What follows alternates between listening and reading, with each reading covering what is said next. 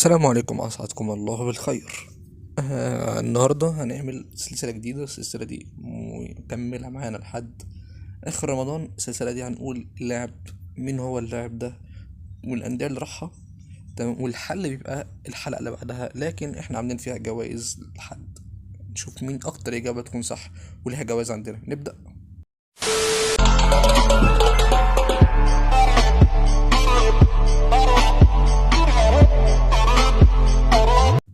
اللاعب هو بدأ معانا في نادي الألمونيوم 2010، عمل معاهم موسم خيالي بمعنى الكلمة، ثم انتقل معانا للنادي الأهلي.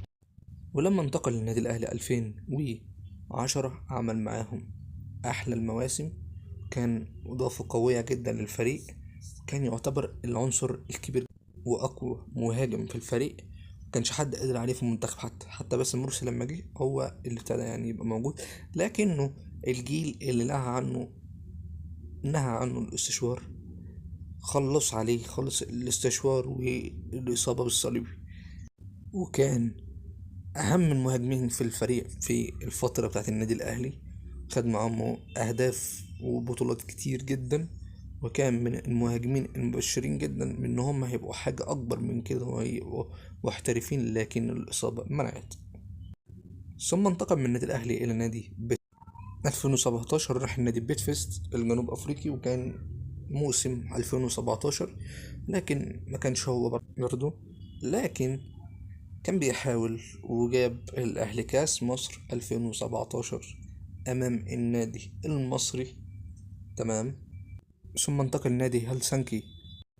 نادي هلسنكي الفنلندي، وإن أول مرة في أصلا إن في دوري في فنلندا وفي فرق أصلا في فنلندا.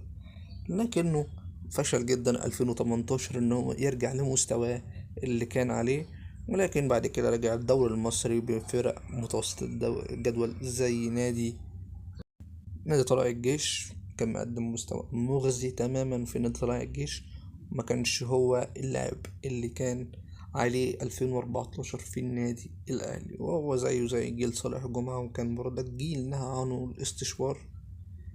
عنه خالص الاستشوار. كان لاعب كويس جدا، لكن في نادي طلائع الجيش ما قدمش المستوى المردود ليه.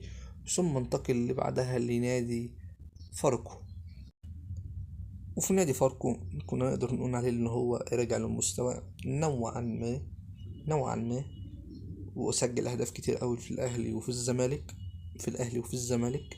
ده موسم 2021، وكان لاعب كويس، وكان هيبشر ان هو رجع تاني بالمستوى بتاعه، لكن برضه ترجع الإصابة. لكن مش الصليب المرة دي، وهي إصابة العقل لما بيتصاب، بين الشخصية نفسها اللي هي ممكن تأثر عليه، بيرجع اللاعب كما كان ومبيقدمش أي مستوى. ثم بينتقل حاليا في حرس الحدود نادي حرس الحدود، ولغاية دلوقتي في الدوري معاه. ما اعتقدش ان هو عمل اي حاجة تذكر. حتى نادي حرس الحدود حاليا هو موجود في التسعة الأوائل في الدوري، لكن ما كانش هو تقريبا مساهم معاهم في أي حاجة. وتقريبا محمود ممدوح هو اللي كان اللي عامل معاهم الشغل كله.